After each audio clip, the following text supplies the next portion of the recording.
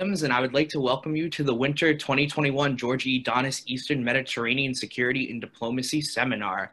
IEMS, in cooperation with the Konstantin G. Karamanlis Chair in Hellenic and European Studies, the Fletcher Initiative on Religion, Law, and Diplomacy, Department of International Relations of the National University of Political Science, Institute of International Relations and Public Administration, Romania, will be hosting a one-week program of focused lectures, presentations, panel discussions. The one-week program will bring experts from different regions in 3 sets of presentations and panel discussions aimed at assessing a changing America in a dynamic Eastern Mediterranean. This seminar will address the multifaceted intersectional issues that explain the significance of the Eastern Mediterranean in regional, trans-regional, and global terms by considering issues such as climate change, migrations, energy resources, and security, religious, cultural identities, and soft power, public health pandemics, and intrastate relations. With country experts from cases across the Mediterranean basin, the Middle East and Caucasus, and the transatlantic space, the seminar will introduce students to the historically grounded significance of the Eastern Mediterranean for contemporary U.S. foreign and security policy and for key global trends in the 21st century. Our presenters this week come from different countries of the region, as well as backgrounds. We have a mixture of policymakers, diplomats, and academics. The full program is available once you register for the conference. Today, I have the distinct pleasure of introducing Dr. Petros Venvakis, who is the director of the Institute. I will also be introducing Hoyt as well. So Hoyt has worked as an undersecretary in Eurasian and European Affairs and has served in Thessaloniki and Montenegro. And I'll pass it over to Dr. Venvakis. Well, thank you, Dylan. Thank you to everyone for being in attendance. I also want to thank personally Professor Prodromou of the initiative on religion and law and diplomacy at the Fletcher School, Professor Konstantinos Arvanitopoulos of the Karamanlis Chair at the Fletcher School, also Professor Antonia Kolibasanou in the National University of Political Studies and International Relations in Bucharest, and Dr. Konstantin Filis of IDIS, or the Institute of International Relations in Athens. And as you can see, this is a collection of and a collaboration of different and what we hope to do this week is to really shed light on a very dynamic part of the world in a changing framework in the United States as well. And when we were planning this a couple of months ago, we never thought that we would see the scenes that we saw last week. The idea was that we do something the week before the inauguration here in the United States as a major turning point. But I think people didn't sign up just to hear from me. So what I will do is I will actually do a short introduction of somebody that has been really supportive of this whole effort, and Mr. George E. Danis, who really has helped out in the last couple of months in this process. Mr. Danis is a successful businessman, an entrepreneur, and a philanthropist who has been politically active and has supported civic and educational organizations which foster citizenship, democracy, and Hellenism. Mr. Danis has consistently supported and recognized the achievements of those individuals or groups who have excelled in their profession or fields of endeavor. And I say all this just because Mr. Danis is going to do a short hello to everybody, but I also want to say that we were able to raise enough money to support 25 students who are participating in this week's seminar, and Mr. Danis was a big part of that. So thank you, Mr. Danis, and the floor is yours.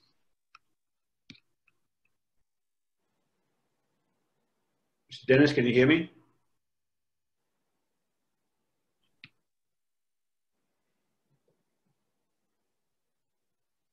Dylan, can we see Mr. Danis, or?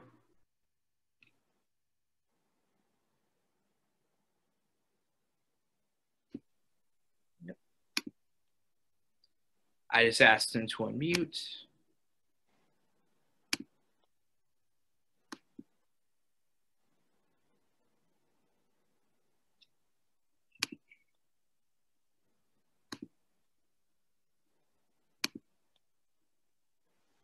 No technical difficulties. Yeah, should be allowed to speak now. Can we see him? I see his name, but I don't.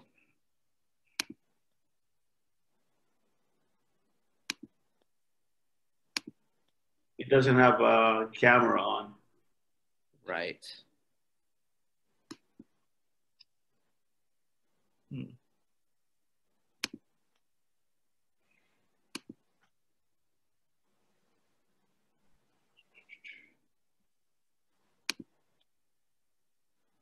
Where did he go?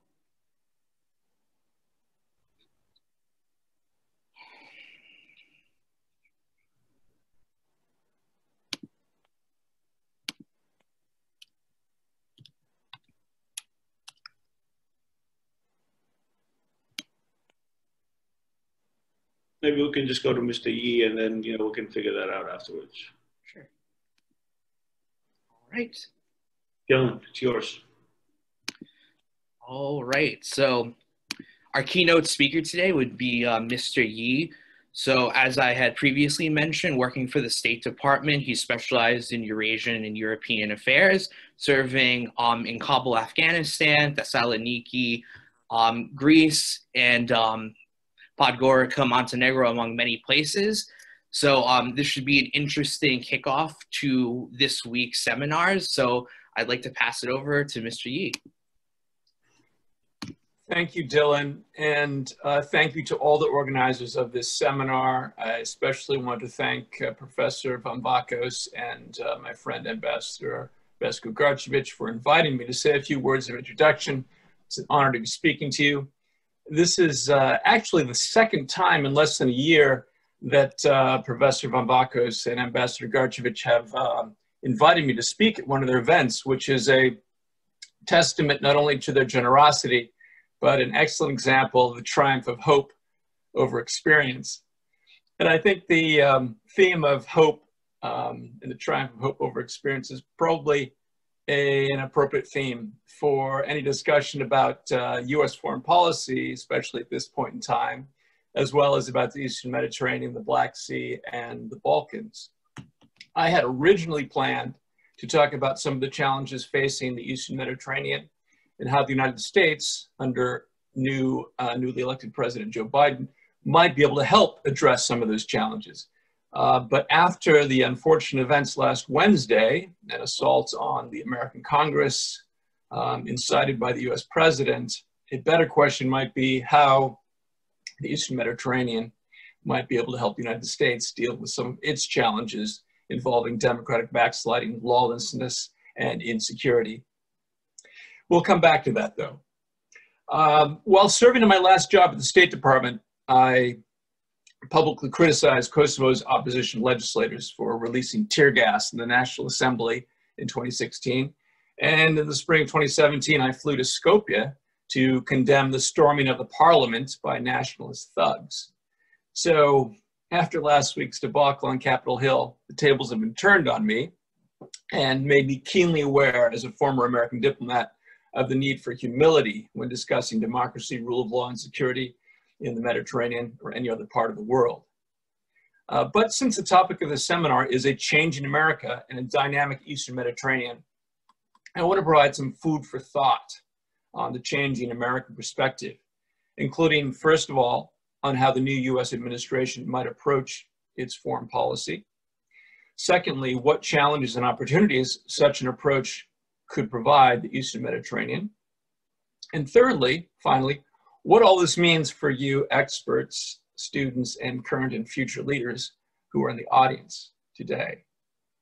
As a starting point, I think it's worth considering how the world is different today than it was when Joe Biden left the White House in 2017. I think first and most obviously, the international arena that's awaiting President-elect Biden is more divided, chaotic, and dangerous than it was in 2017. International institutions are less effective, rule of law is weaker, democracy is in retreat, human rights are more at risk, more people are living in poverty, there's a higher risk of dying from infectious diseases, global warming is near crisis levels. A key reason for all this is that the international rules-based order is broken. The guardrails have come down, or a new disorder has replaced the old one. This creates risks and opportunities for all countries, friends and foes, with the international community careening from crisis to crisis, often dangerously close to the edge of disaster.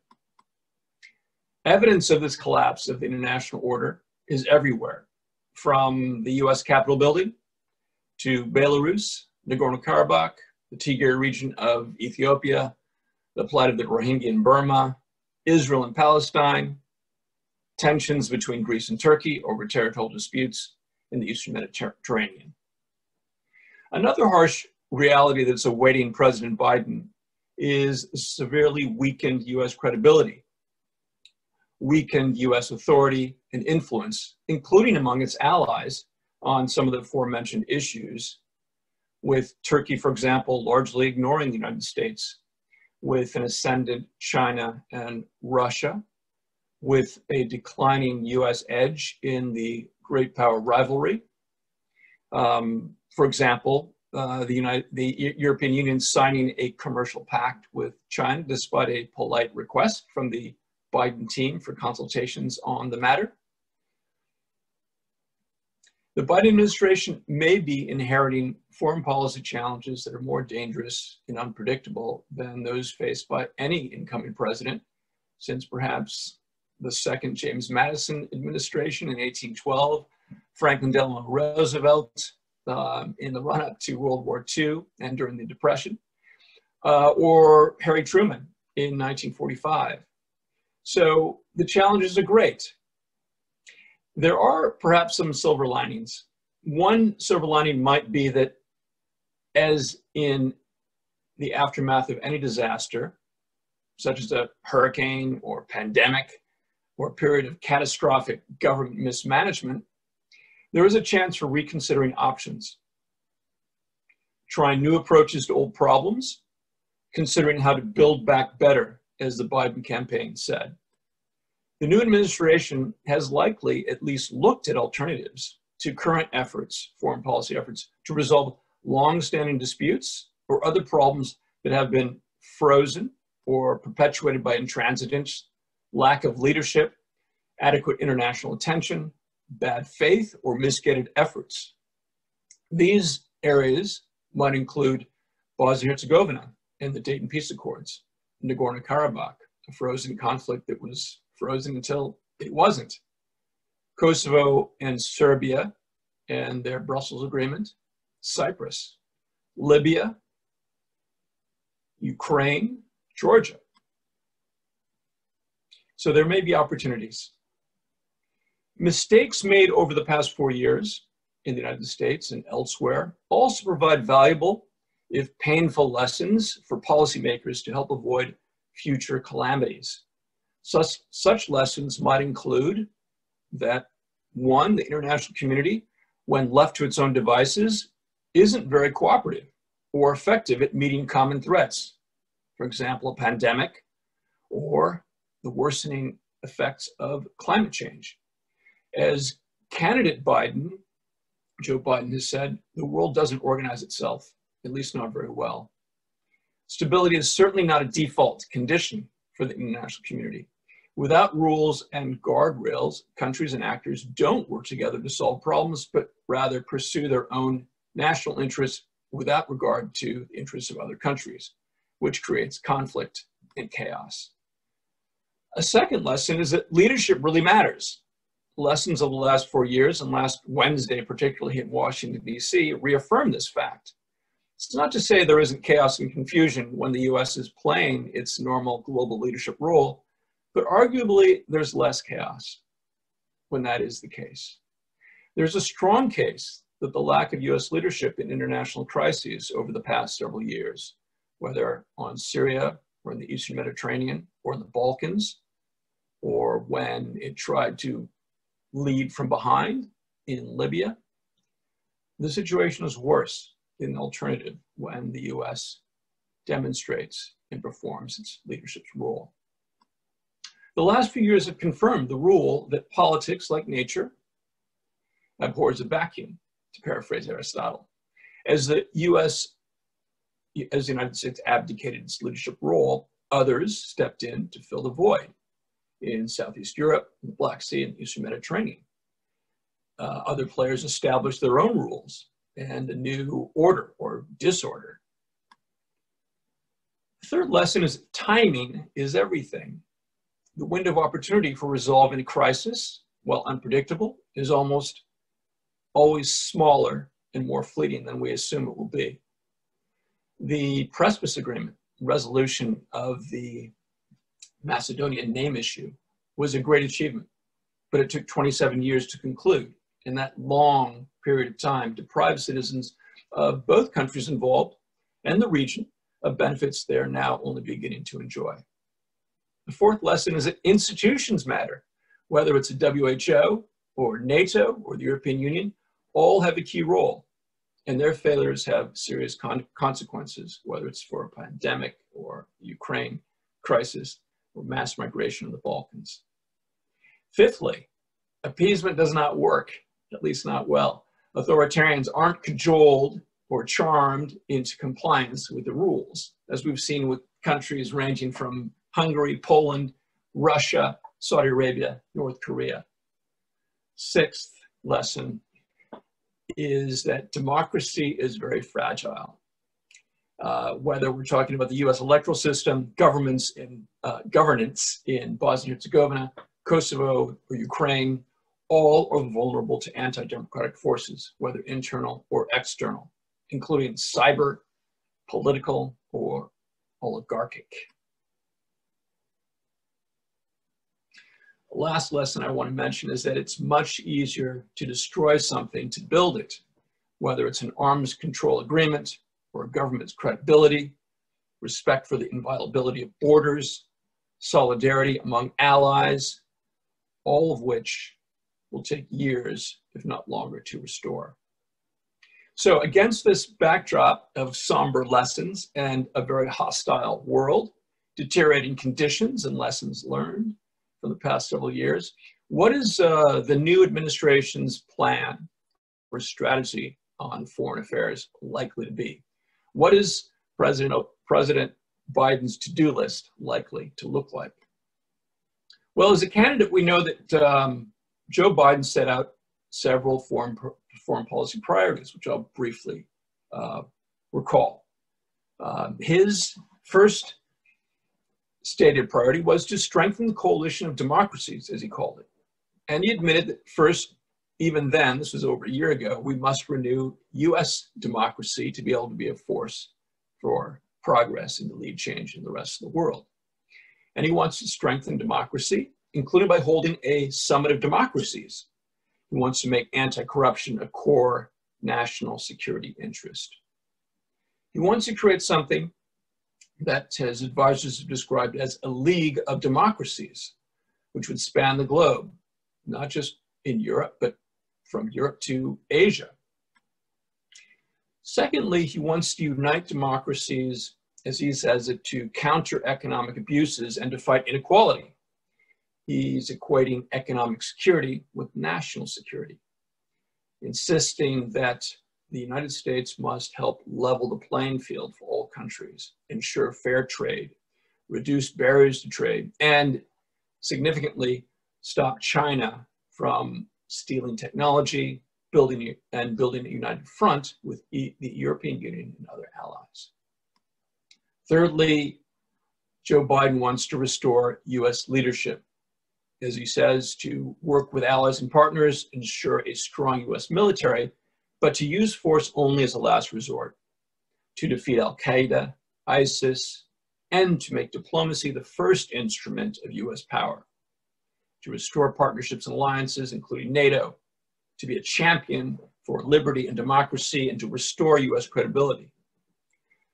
Fourthly, his aim is to counter strategic adversaries, to counter Russian aggression, counter Russian weaponized corruption and disinformation and cyber theft by imposing real costs, as he says, on Russia, and to support Russian civil society to deal with defining challenges, including of climate change, nuclear proliferation, disruptive technologies, arms control, to deal with Iran, and to respond to attempts to divide the NATO alliance and other alliances.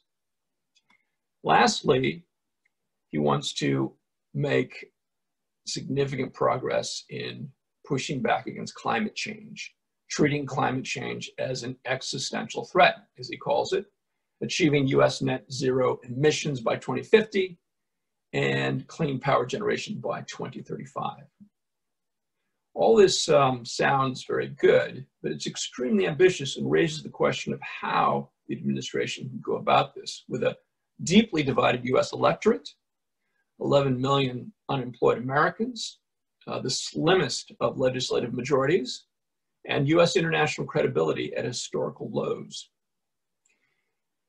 Imagine a kind of triage process in which the administration won't be able to address every problem, even the urgent and important ones. It will not be able to stop all the bleeding. Some wounds will not be able to be healed. Some diseases won't be cured, and at least not in 4 years. So there's a need to prioritize and to choose. So the question is on what basis the administration will choose. There are a few different ways to go about it, I think. There could be a minimalist approach, more medium approach, and a more ambitious approach. I would put them in these three classes. Under a minimalist foreign policy approach, the United States might maintain existing commitments, for example, sanctions against Russia for Ukraine, or sanctions on Turkey, for example. It would likely continue to implement agreements such as the Eastern Mediterranean Security and Energy Partnership Act. It would probably take symbolic steps, at least, to meet campaign promises, such as rejoining the Paris agreements or renewing, attempting to open talks with Iran. But it would be minimalist in that it would invest little political capital. A second middle option would be what I would describe as selective engagement, in which the administration would aim at so-called low-hanging fruit, low-risk foreign policy objectives, and critical threats that Americans can understand and, in fact, expect the US government to tackle. So this medium ambition approach would seek to repair NATO or other partnerships and alliances. It would choose issues that produce tangible benefits at home and abroad, for example, on trade. The goals would be pragmatic. It would not involve transformational initiatives, such as trying to reestablish a rules-based liberal international order. Such an approach would be opportunistic, cautious, incrementalist, and would involve maintaining existing agreements, as well as perhaps some new initiatives such as the Community of Democracies that Joe Biden has talked about, fighting corruption, perhaps even an initiative in the Balkans. One could imagine on the 25th anniversary or shortly after the 25th anniversary of the Dayton Peace Accords, some kind of initiative on Bosnia-Herzegovina, for example. Or perhaps the administration would try to implement existing agreements, but also to undo problematic provisions of certain agreements, such as the Abraham Accords. The third approach I would describe as a more big bang, ambitious approach with highly ambitious across the board foreign policy agenda, including something like restoration of a US-led rules-based international order. The administration under this kind of approach would tackle even the most important, the most difficult conflicts and disputes in the Middle East, how to deal with China, with Russia, building new institutions such as this League of Democracies, doubling down perhaps on sanctions against Russia or even Turkey, or alternatively, finding a new approach, some kind of grand bargain instead of sanctions. The United States might try to initiate region-wide strategic initiatives, perhaps even the Eastern Mediterranean, that have not been attempted before. And it would certainly likely involve the strengthening of US and NATO defense capabilities, including against cyber and other transnational threats. Under such a more robust and ambitious foreign policy, the Biden administration would be, in the sports terminology, more offense and less defense, more risk-taking. It would use, it would be likely to use Joe Biden's likely one term to get as much done as possible, accepting that there would be failures, there would be setbacks, and the priorities would be the well-known ones: the Iran nuclear agreement, probably Libya, something on Libya, something on the Eastern Med, we would hope, Turkey, a new partnership, a new relationship, a new way of dealing with Turkey, Russia, Ukraine, and the Balkans. In any scenario, whether it's the first, second, or third approach, and these, of course, are purely notional, but there would be some basic principles I think the Biden administration would likely follow. Foreign policy would likely be less transactional than it was under President Trump. It would be more principles-based, still pragmatic, but still based on fundamental principles of democracy, rule of law, and individual liberty. There would be accountability. There would be, at the same time, as attempts to establish a stronger transatlantic link and a new transatlantic bargain, there would still be the principle of shared security, shared responsibility for the full range of threats: military, cyber, energy, biological. The partnership with European allies and partners would be inclusive, but there would be no free riders. So what does this mean for countries in the region, countries in Europe and the Eastern Mediterranean? What are the opportunities and challenges, assuming anything of what I've said so far is true? What does this mean for the countries involved? Well, I can say, having participated in a couple of transitions myself in Washington, for the George Bush 43 administration that came in and for the Donald Trump administration, there is always at the outset of a new administration a flurry of diplomatic activity. The diplomats on the call will recognize this, in which the embassies in Washington will reach out and attempt to arrange phone calls between their leaders in their capitals with President Biden or with other senior leaders, Secretary of State or the National Security Advisor. And there'll be a competition to see who will get the first phone calls, Zoom calls or phone calls, or possibly even meetings. The call list, who gets called first or gets to call first, will give some indication of the administration's priorities, which countries and issues are highest on the Biden to-do list. The calls are an opportunity for foreign leaders to get on the administration's agenda, or in some cases to get off the agenda. In my experience, many leaders waste this opportunity by using the call to lobby for a White House meeting, a physical meeting in the White House, though given the US COVID crisis, visits might be less appealing at this time. Or leaders sometimes try to explain how important their country is to the United States. Instead of treating such calls as a kind of beauty contest, leaders should use them to lay the groundwork for actual collaboration and problem solving.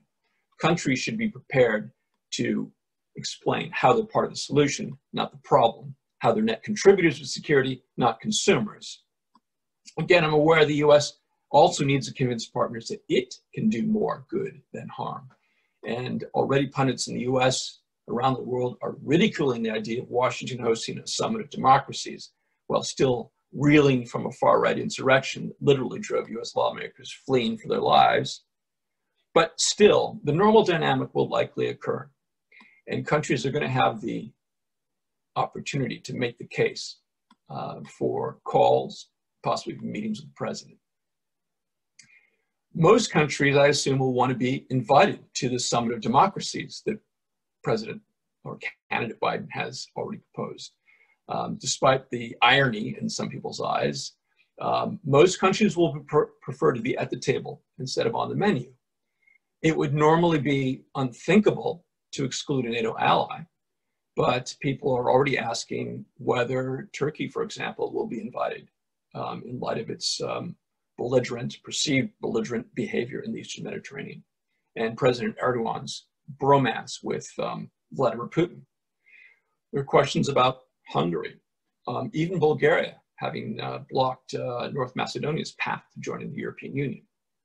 The criteria for joining this summit will likely include respect for the rule of law, whether the country is primarily a source of corruption or is actively combating it, whether the country is countering or enabling Russian malign influence, whether the country is gravitating towards China's Belt and Road or the European Three Seas initiative. The initial calls and the Summit of Democracies are opportunities, again, for countries to enlist US support for their positions and initiatives. And the more compelling and mutually beneficial the requests, the more likely they are to get on the to-do list of the new administration. So the point I'm trying to make is the region has an opportunity to help itself. The region, Eastern Mediterranean, Black Sea, Balkans, can help themselves. Bulgaria can and should unblock North Macedonia's EU path. Cyprus, Greece, Romania should recognize Kosovo and help it along on its integration path. On energy security, Cyprus, Greece, Israel, Turkey, and perhaps even Libya have a shared interest in cooperating on exploitation of hydrocarbons in the Mediterranean. Bulgaria, Romania, Turkey are all NATO allies who logically should work together to strengthen mutual security in the Black Sea, rather than watch it become a Russian lake. How to do all this, of course, is not obvious, but I'm sure during your expert sessions, there'll be ample ideas. Also, recent experience has provided some general lessons on what works and what doesn't. For example, the agreement between Greece and North Macedonia is a good agreement. It took too long. So it's important for countries to try to solve their problems as soon as possible. How could it be sped up? First, the conditions have to be created. And this is, I know there'll be a discussion on the Precipice Agreement by one of your experts, but I would just want to say that it's very important that countries in the region, neighbors, friendly partners, and allies do what they can to help create conditions for countries to solve their problems.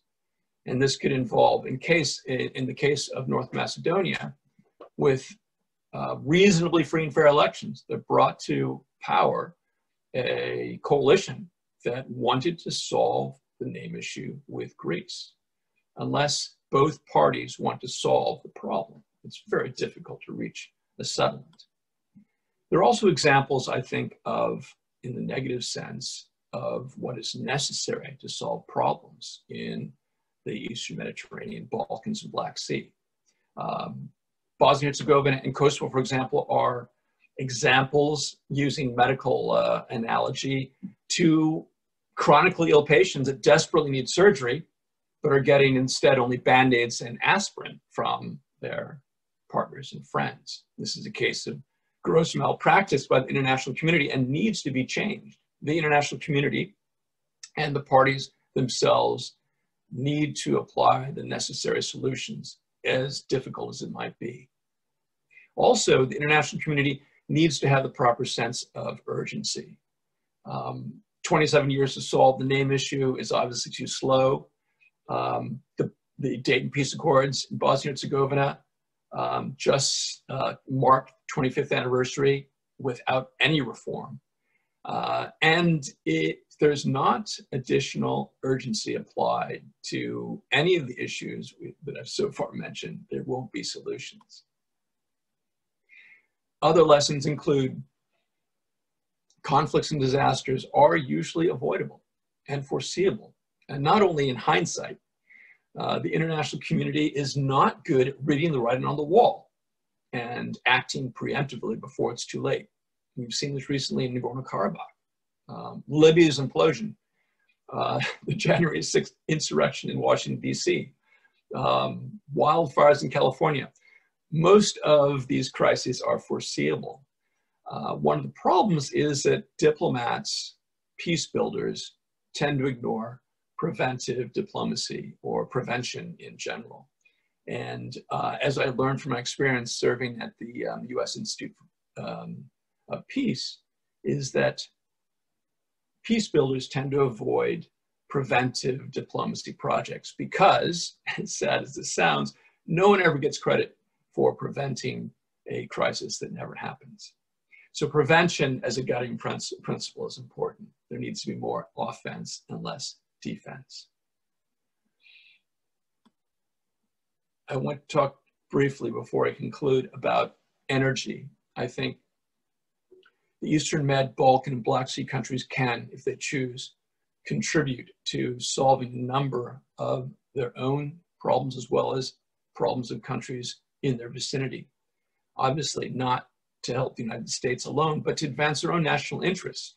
Energy may be the most promising, if complex, area for improved cooperation, with multiple economic and security benefits. At the intersection of Russian malign influence, Eastern Mediterranean tensions, the global recession, climate change, is energy security. Energy security is one of the most complicated and politically fraught foreign policy problems, and there are good and bad reasons why the US and its European partners have been unable to chart a common strategy. But these problems are not insurmountable. The US and its Mediterranean partners can and should work to narrow the gaps on diversification of energy supplies, including natural gas, of course, and the development of renewable energy sources to lessen dependence on Russia and any other single source of energy. So returning to the question of who can help whom, the answer, of course, is both. The US and countries of the Eastern Mediterranean, Balkans, and Black Sea can help each other, and they should help each other. So finally, in conclusion, I want to say what I think this means for people in the audience, especially students, practitioners, scholars, experts, current and future leaders. First of all, experts are still needed. Never has the world needed diplomats, experts, political scientists, problem solvers, people like you, more than ever. And I know, yes, you've heard this from people like me and from every university career advisor you've ever met with for years. But today it's really true. The world may not know it, but politicians and social media influencers are not the solution, at least not on their own. It's people like you, experts, diplomats, future leaders, who are the ones that can solve these problems. The future is about prevention, I want to reiterate, whether it's anticipating the next pandemic and preparing for it, predicting the next conflict and diffusing it before it begins, whether it's in the United States or the Eastern Mediterranean. And on that note, I want to make my own prediction. It's that, first of all, the world will need and continue to need bright young people like you to produce fresh ideas and solutions, not just analyze the problems, but to push the boundaries, set new standards, and help implement new solutions. And my final prediction is that Professor Van Bakis is about to turn off my microphone, and immediately thereafter, you'll have an excellent seminar experience. Thank you very much.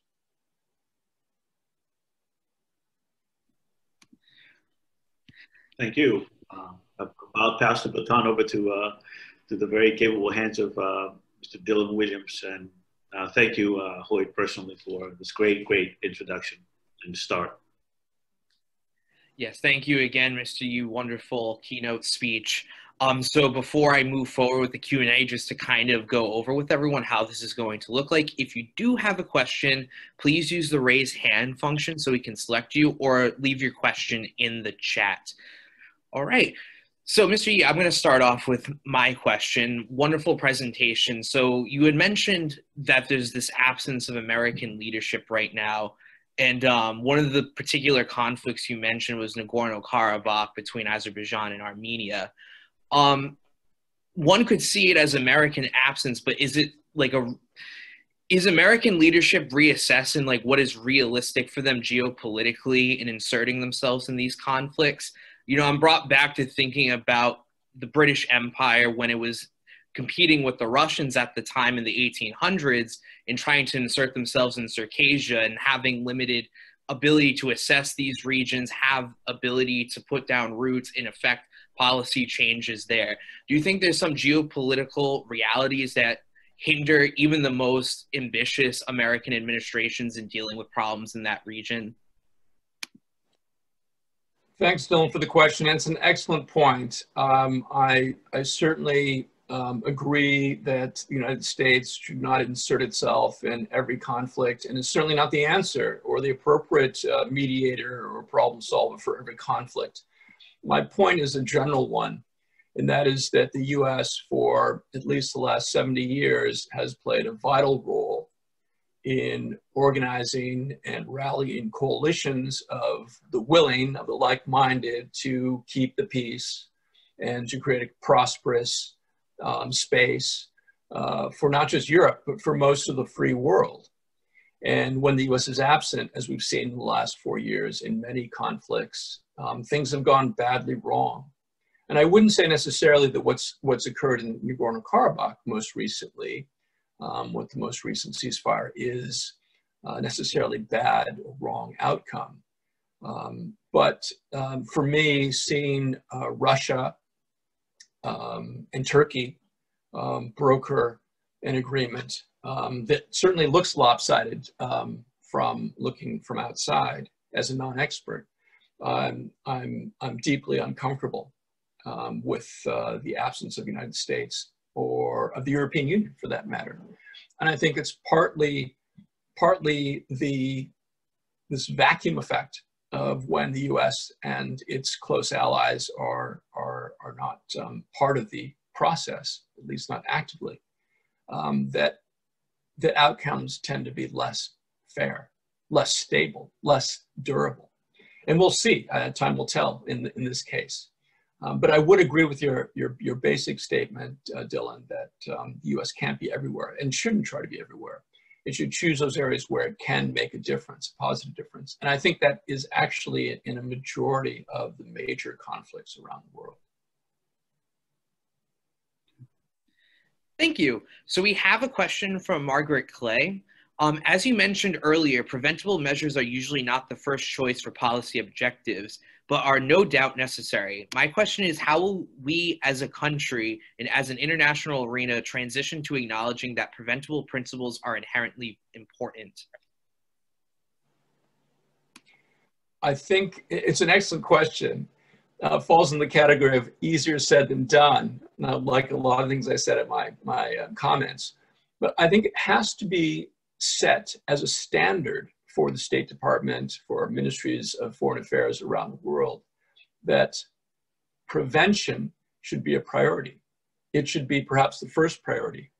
And in our own State Department, the US State Department, many of you will probably notice that the policy planning shop, the policy planning office, which is set up for this type of role of looking not just 1 or 2 years ahead, but decades ahead, at what kind of challenges the United States and its allies will face, and to project what type of policies, remedies, and measures the State Department, the US government should take.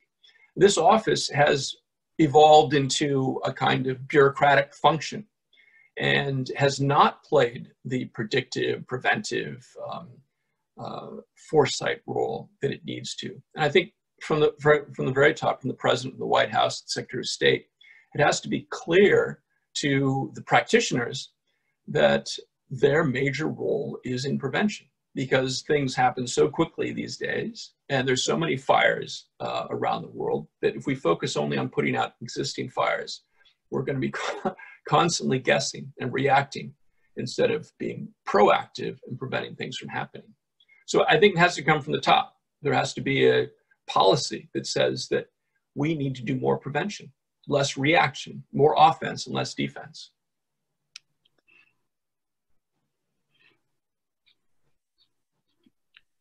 All right, awesome. We have Ileana Sabina Chiaburu. She says, hello, Mr. Yi. You have mentioned inclusive partnerships among principals without free riders. Could you please give us more details about this? So, yeah, thanks for asking for the elaboration, because I did shorten it. I wanted to make the point that there was, you will have noticed under President Trump and the Trump administration, a very strong emphasis on collecting from NATO allies the money that President Trump believed allies owed to the United States or to NATO. which of course is an erroneous analysis. But he did make an important point that I think most people in the Biden administration would agree with, that burden sharing is very important, that the United States, while playing its global leadership role, cannot do the job without its allies and partners doing their part.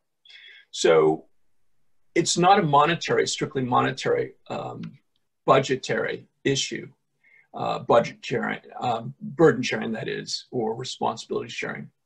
But there has to be a greater balance between the US and its partners in addressing problems using all resources. This is, I think, another lesson, that the international community is very good at identifying problems and making firmly worded statements about the importance of resolving them, whether it's in Tigray or Ethiopia and Egypt, Ukraine, but it's not so good at matching the resources to the goals, which is essentially what strategy is, matching resources to goals.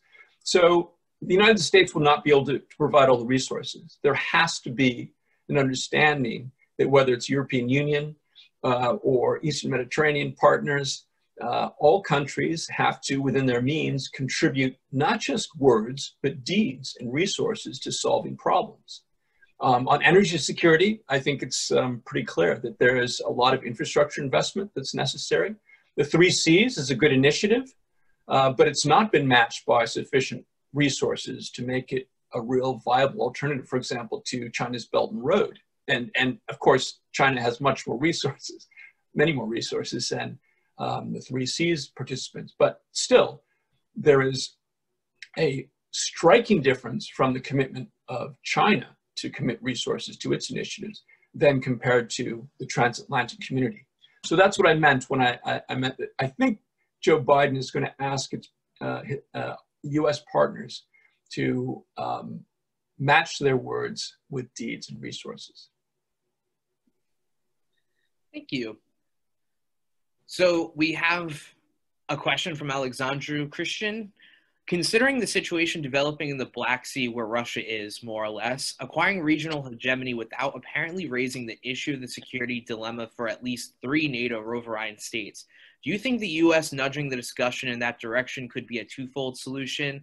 One side getting a discussion going for the 3 NATO countries to get a shared perspective on Russia in the region, and also creating a new avenue of discussion between the US and Turkey. So I guess like working with partners who might be sort of contrasting in their interest in addressing Russia because they share that interest in the Black Sea.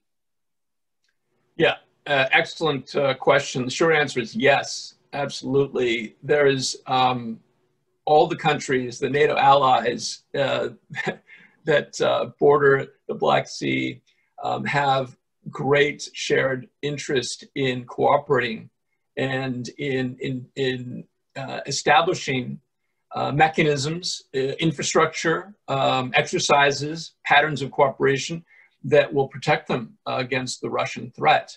Even as Turkey strengthens its own ties with Russia, it definitely has concerns. It must have concerns about what Russia might eventually do or become.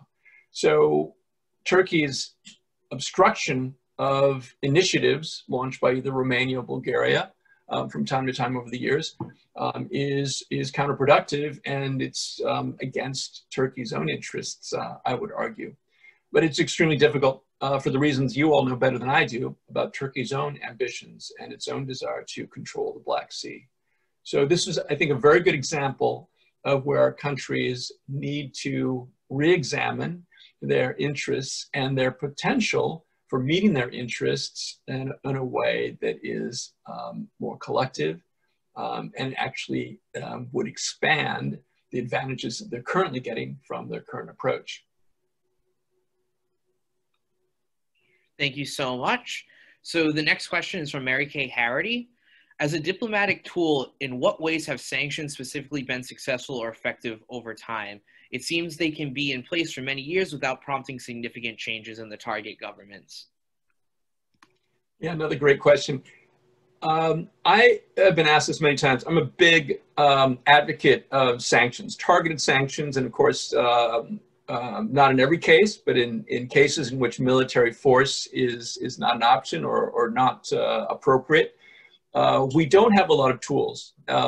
Diplomacy needs to be backed up by the credible threat or even use of force, and that is either military or economic.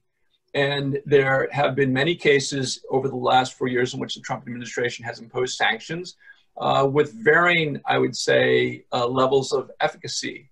The example I think that's most important to consider is with Russia.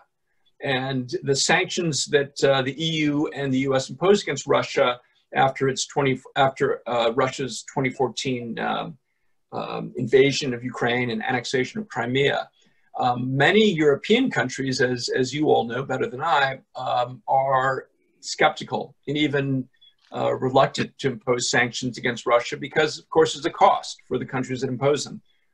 And Russia has certainly not come closer to relinquishing territory in Ukraine. But my response to that, and I really do believe this, is that if the EU and the US were not imposing sanctions on Russia, Russia would have gone further by now, would have done even worse. And that, of course, is a negative that's difficult to prove or impossible to prove, perhaps. But I believe that based on Putin's behavior, the Kremlin's behavior, we would have seen much worse things happening if sanctions hadn't been applied. And there are, I'd say, lastly, I would say there are, in the Balkans, there are a few cases in which we've imposed sanctions. The US has imposed sanctions against people who are corrupt or acting against international agreements like the Dayton Peace Accords, in which we have seen, I would say, a salutary effect. Not necessarily game-changing, but sanctions that involve seizing assets and blacklisting someone's financial status, not just with the US, but internationally, in effect, does have a way of curbing untoward behavior. So I'd say it's not a remedy for everything, and it can be overdone. But there are cases in which using economic sanctions or travel sanctions, visa bans, for example, can be very effective and should be considered. Thank you. So the next question is from Ambassador Garcevich. You mentioned President-elect Biden's idea of a summit of democracies. The question is, who will be invited to take part in the summit? What makes the state democratic? Does it include Hungary, Turkey, Poland, or the Philippines? What to do with the U.S. allies who have been experienced democratic backsliding? If not invited, will it alienate them, putting the U.S. strategic interests at risk? So this, I think, will be a very tricky question for the administration. And I'm guessing that the posture regarding invitations will be quite inclusive. In other words, rather than risking alienating allies and friendly countries, even if they do have democratic backsliding issues, the administration will give them a chance by saying, okay, we're going to invite you to this summit, but there are going to be requirements. There's going to be a program and an agreed set of actions that countries will have to live up to, even if individual countries might not like them. And for example, it may not be unanimous. It may be a majority kind of vote, or maybe the U.S. will decide.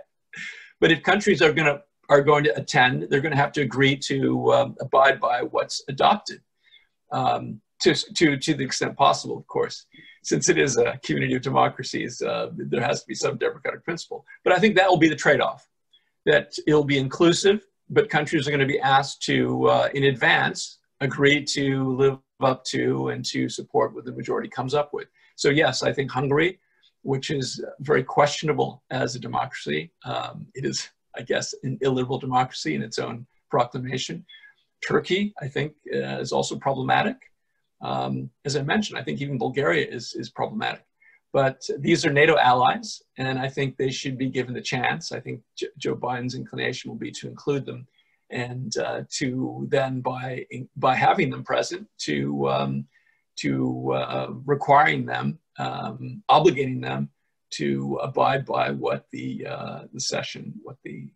summit agrees. Excellent. So the next question is from Konstantinos Vanakis. He says, I would like ask Mr. Yi a question. Previously, you said that the global disorder has replaced the previous global order, and you added later that appeasement as a policy doesn't work. So what kind of policy would you preconceive? A new, maybe more complex containment policy, or a set of totally new foreign policy? If the latter is the case, how would you describe it?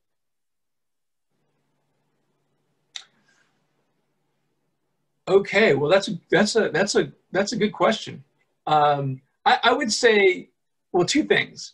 First, you know, there's been a debate whether there is even such a thing as an international order, rules-based order, if there ever was one. And there's a good case to be made that it's more notional than substantial, and that talking about it is really more academic and theoretical. But the order that I imagine and that I think is important is basically an understanding among countries that there are rules that need to be followed. And that's what seems to have evaporated. I mean, in my recent, recollection, I'd go back to 2014 with Russia invading Ukraine and the world basically, tapping on the wrist. That is in some ways, I'd say, an erosion of the order or replacement with a new order that says, okay, you can invade other countries and take chunks of the territory and experience minor inconveniences, I mean, relatively speaking. So whether it's the replacement with a new order or simply erosion of the old order, it's basically the same effect. What I think needs to happen is for restoration of consequences and I would say accountability. There has to be accountability. That's the key for any order. That if the countries that make up the United Nations or other rule-making bodies, European Union, for example, or NATO, or the G7, if they make rules but they don't enforce them, then there's no order or any reasonable expectation the countries will follow these rules. So there has to be accountability, and that gets to the previous question. For example, sanctions. Well, if the EU and the US, the question becomes, if the EU and the US really wanted Russia to do something, they would probably do more than the level of sanctions than they've currently imposed. Russia's a relatively weak economy compared to the US and the EU, but Europe in particular, but also I think to an extent the United States, has not been willing to go further because of the collateral or the unintended consequences of losses incurred by companies in Europe and the United States. But if we're really serious about reversing what Russia has done in Ukraine, whether it was in 2014 or later, or what Turkey is doing in the Eastern Mediterranean, we need to be willing to impose our will in ways that exact the desired reaction, which means it has to be more than, say, individual sanctions against individual Turkish or Russian businessmen or mid-level bureaucrats. It has to go higher. It has to be more painful. So I think that's what I mean when I talk about appeasement. I mean, the sanctions are not appeasement. I'm thinking more, for example, of how the Trump administration dealt with Viktor Orban in Hungary. The idea was that we simply if we embrace Hungary, we make them feel comfortable and let them know we're their friends, they'll play by the rules. That appeasement definitely didn't work. I think what's needed is a system of accountability or a willingness to back up the rules with sufficient sanctions. And God forbid military force is necessary, but I think in most cases some kind of sanction should be sufficient if harsh enough, if strict enough, if rigid enough to change behavior. But countries need to be willing to accept the level of pain that they themselves incur under certain sanctions. Excellent. So the next question is from Nikolaos Bekirtsis. Mr. Yi, thank you very much for your input. I would like to ask you to tell us a little bit more about the role of the U.S. in the Western Balkans, especially about its relations with Serbia, which has come really close with Russia and China, and the Kosovo issue.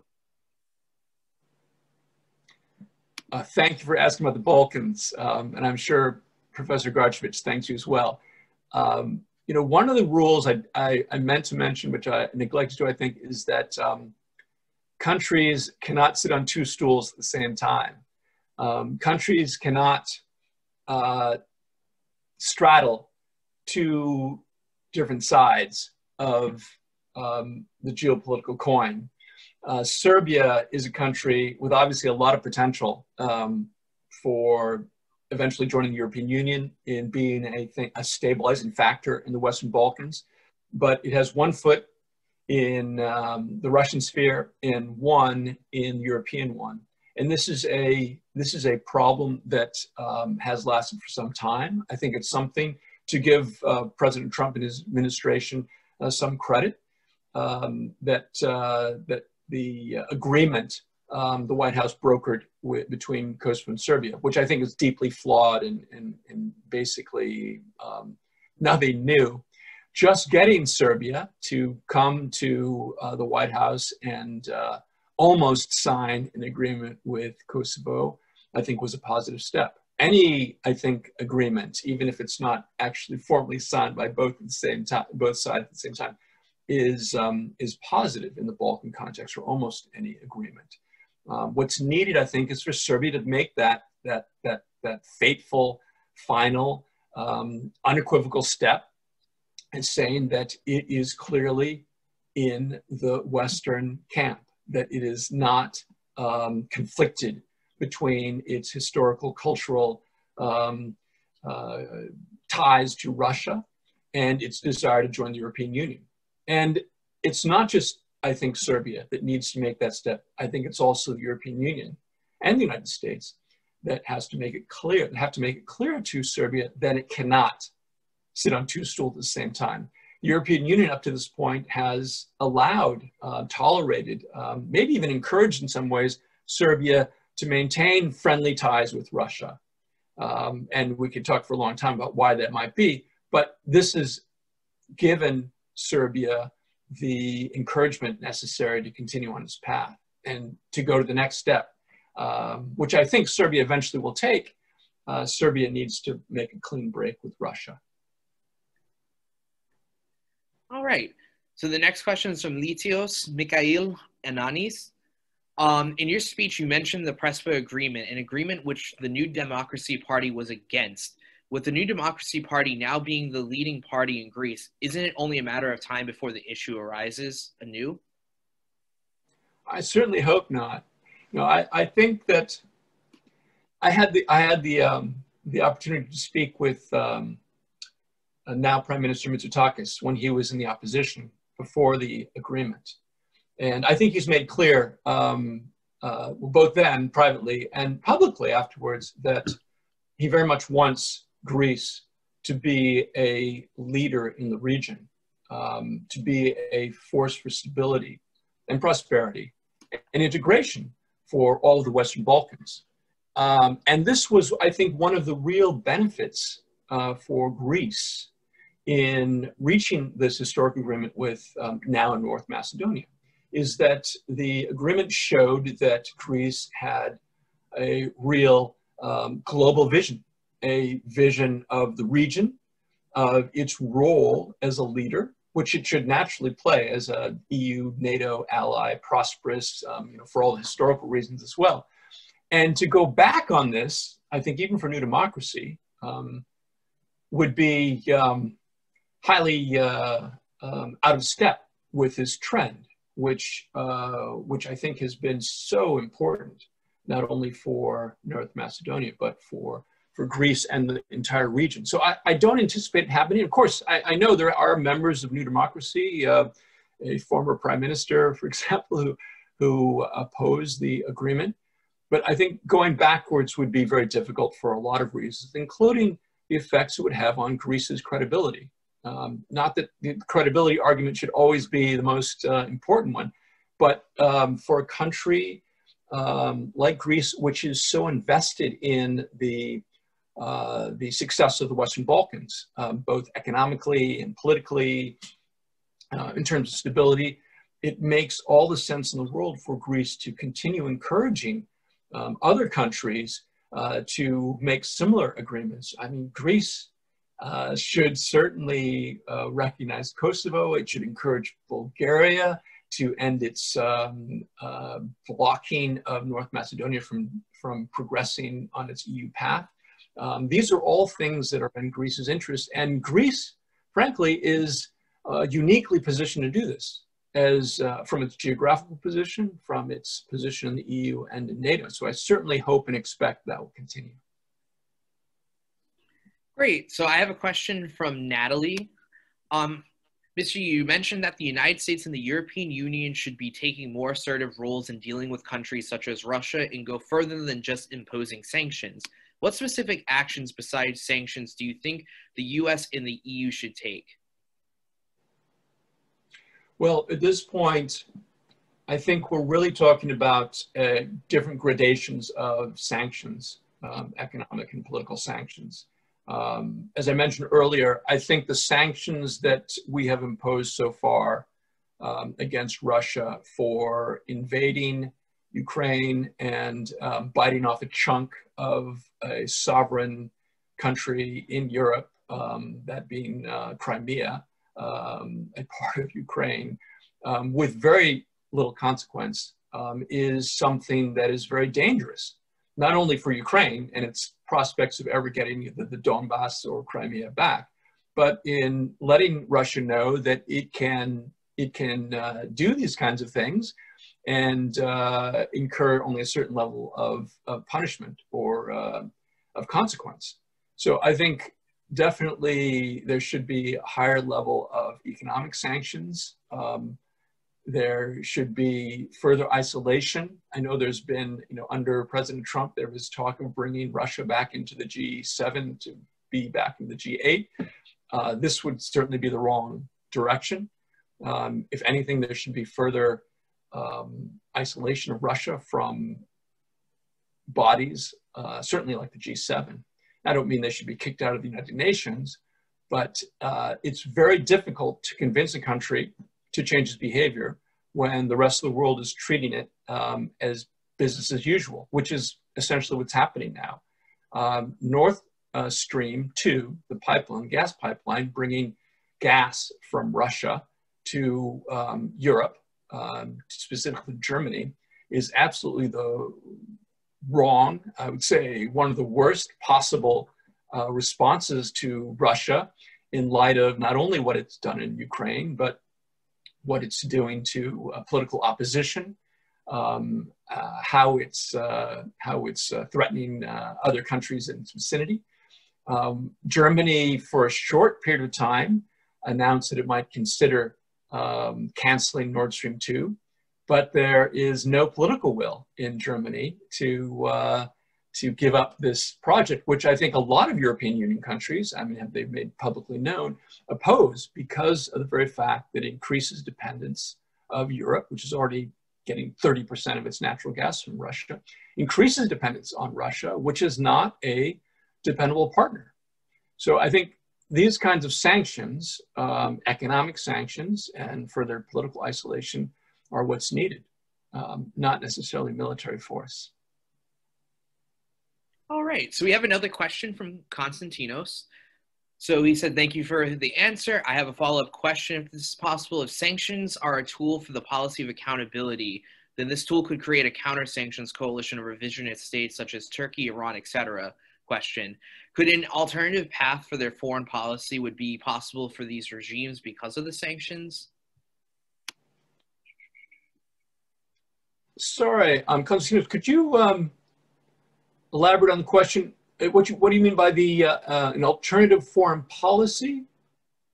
Did I hear that correctly? Dylan, could you say that again, the last part of the question? Could an alternative path for their foreign policy be made possible for these regimes because of the sanctions? I guess what maybe the question is, would they create their own separate architecture to sort of counter this coalition regime? if I'm saying that right. Yeah, there is a risk. There's definitely a risk that China, Russia, Turkey could seek alternative forms of conducting their foreign affairs and commerce, international trade. But let's take Turkey, for example. Turkey depends on the European Union as an export destination. There's no way that Turkey can simply say it's going to do all of its trade with China and with Russia, for example, or South America. I think that there is, of course, a risk that there'll be disruptions. One example, I think, recent example, is Turkey's decision to buy the S-400, air defense system from Russia, even losing the F-35 fighter jet contract with U.S. Air Force manufacturers. This shows that Turkey is willing to sustain a relatively high level of pain in order to continue doing what it really wants, which is to strengthen relations with Russia, to show the United States it's not 100% dependent on the United States for its military hardware. These sorts of things, yes, they're possible. But again, if the United States and Europe are together in imposing sanctions in serious way, and there's no country, including China, that can sustain and ignore, withstand the will of those countries, the US and Europe. It does, as I've mentioned, require the US and Europe willing to tolerate the blowback, the consequences of those sanctions. But if we're serious, if we really are worried about Turkey, say, declaring war on Greece, or in making additional moves on Cyprus, or in exploring parts of the Mediterranean that are in disputed, at best, areas. If we want to prevent that, we have to be willing to take measures that will make Turkey understand it can't continue. And the same with Russia and with China. Well, I have a follow-up on this. I'm using my privilege to, I guess, to interject here, and the follow-up has to do with, as I hear Mr. Yi outlining this and referring to sanctions again and again. I keep thinking of that, the clash of civilizations kind of a thing that Huntington came up with some 25 years ago, and then, thinking that the real class of civilizations as it's developing in the 21st century might even be within this Western alliance per se. So we see, we do the sanctions in order for them to work, and very aptly, Mr. Yi pointed out, it has to be consolidation, and it has to be some, people have to stick together. And we see countries like Germany, for instance, they having their own foreign policy objectives, and we've seen Germany have different foreign policy objectives, even in Ukraine some decade or so ago, and we certainly see it with Turkey. So to what extent, the Trump administration was in a red cloth sort of thing and say, okay, we're not with the United States because of Mr. Trump, but have we now seen the development of different foreign policy objectives coming out of the European Union, and more specifically Germany, that might make a coordination effort with the United States difficult in the years to come? Yeah, great point. And I admit I don't have a great answer for it, other than to say, Professor Van Bakos, that I think the clash of civilizations is unlikely. I just referenced that. I don't want to hone on that. I won't go down that rabbit hole, but just to say that, I think Turkey actually would like to, and other countries, Saudi Arabia, for example, would like to cast the criticism it gets from the US and Europe as a sort of either anti-Islam or a civilizational clash. When in reality, it's of course it's not. It's political. It's in some cases military. It is legal in many cases. And what countries, whether it's Russia, Saudi Arabia, Turkey, China, are doing that inspires countries like the US or Europe, European countries, to impose sanctions have very much to do with, again, the rules-based order, with fundamental international law, basic principles of conduct between between sovereign countries. So I think there has to be a willingness on the part of Europe. And I believe it will eventually happen. Germany has come close, I think, to being willing to impose unilateral sanctions. You know that, as you know, the European Union can't impose sanctions unless there's a consensus of the 27. And there's not going to be a consensus to impose sanctions on any country as long as Hungary and Poland are under the current government leadership that they are. But the other countries, I think, are going to have to come to terms with an increasingly aggressive Turkey, a continuing and possibly growingly aggressive Russia. Certainly China is an ascending imperial power. And the European Union cannot pretend that it's business as usual. This commercial pact I mentioned that the EU recently signed with China. I mean, objectively, there's nothing really wrong with it. It doesn't get the European Union very much, but it sends a signal to China that Europe is weak and willing to sign agreements which are essentially meaningless. And in particular, done even after the Biden administration, Jake Sullivan, reached out to your European Union and said, hey, let's talk about this before you do it. Can you at least wait until we're in office so we can have a conversation about a common approach towards China, which I don't think is overly imperialistic on the US part. I think it's actually pretty reasonable because China is a global phenomenon and in many ways a global threat. So I don't know who's going to replace Angela Merkel, and she's certainly, I think, been one of the strongest in terms of standing up to bullying from Russia or China. But whoever the next German chancellor is going to have to deal with the reality that Europe is becoming a more dangerous place, a more lawless place, and that the normal sort of firmly worded statements are not sufficient. And lastly, working with the US under Joe Biden is almost certainly going to be more effective than going it alone. Thank you. Excellent. So we have a question from Konstantinos Anagnostakis. The last years, we have seen an increasing intensity between Greece and Turkey. Turkey, as you have said, recently bought S-400s from Russia. Now Greece is ready to buy the Rafale from France. Do you think a war is declared between these countries is possible?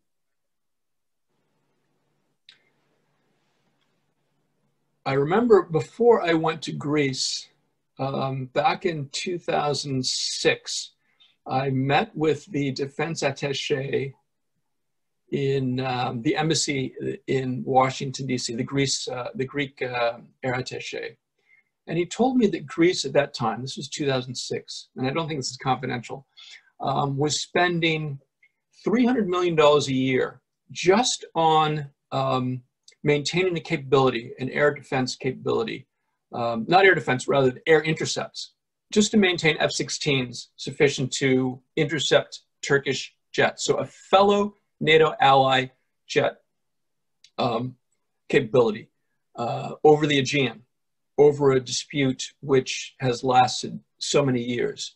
I make this point because it is, to be impolite, it is absurd in so many ways for Turkey and Greece to be spending the resources that they are, both wealthy countries, of course, but spending the amount of resources they are on interdicting each other, in deterring each other, when both are part of the same alliance.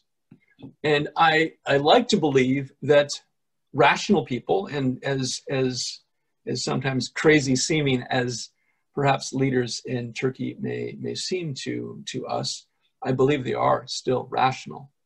I don't think either country would gain from an armed conflict. Not even, you know, the kind of accidental conflicts that occur due to intercepts, air intercepts. So I think it is still highly unlikely, even though maybe the level of armaments is increasing. Both countries have much more to lose from a conflict with each other than they stand to gain from something like that.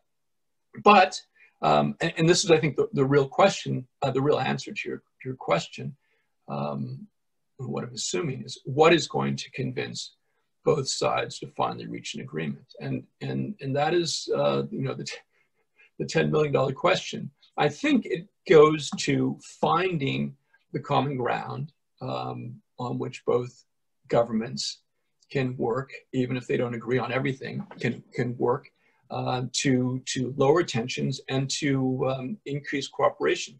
I think, you know, migration is probably not it. It's too fraught in many different ways. I think militarily, although they're both allies, I think that degree of cooperation has probably already been exhausted. So I think it's back to energy. I think in the Eastern Mediterranean, there's so much potential with natural gas, in both countries needing to exploit natural gas in that region, and their friends, whether it's Cyprus or Israel, wanting to exploit the natural gas. That there's every reason why there should be some kind of accommodation, some sort of compromise between all the countries, including Greece and Turkey, to work together. And that is a sort of grand project, you know, I think could be under sort of the third option, what I listed as a third option for a very ambitious Biden administration foreign policy, in which the administration looks for some really hard problems that are high risk, but also high reward, that could bring Greece and Turkey away, step back from the brink of armed conflict to actually working together to do something which they disagree on now very deeply on, you know, whose territory, whose waters these are. But both stand to gain tremendously from cooperation on exploiting these natural resources. So that's where I would say the potential. It's still a long shot, but I think that's the potential that should be pursued.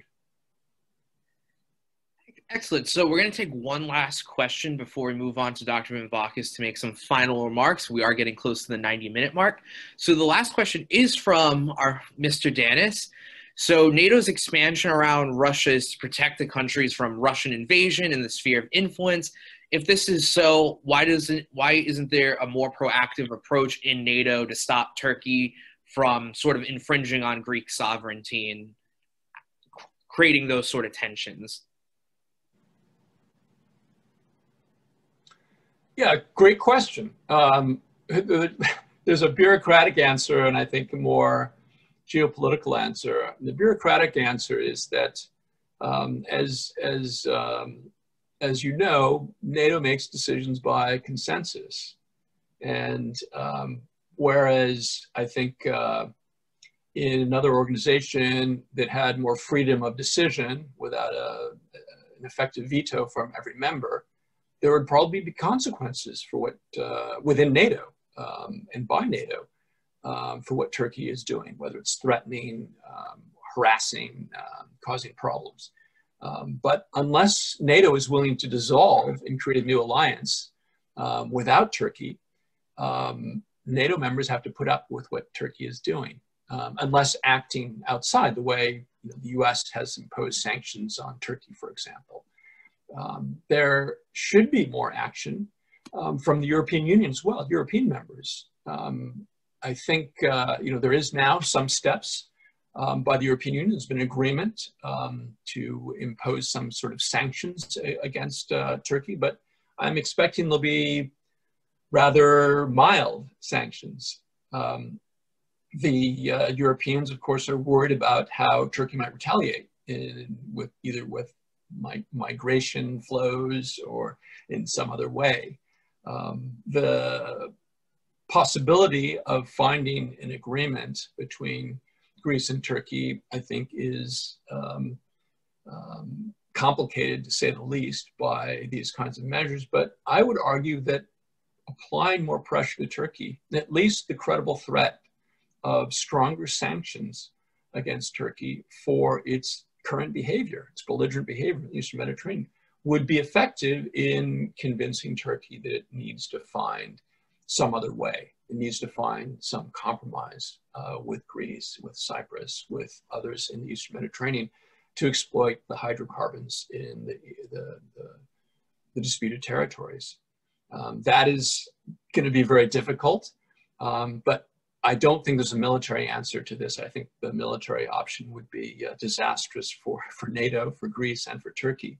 What's necessary is greater pressure on Turkey. I think it has to be done with caution, but I think the European Union and the US have taken steps in that direction, and the next step is to increase that pressure through additional sanctions.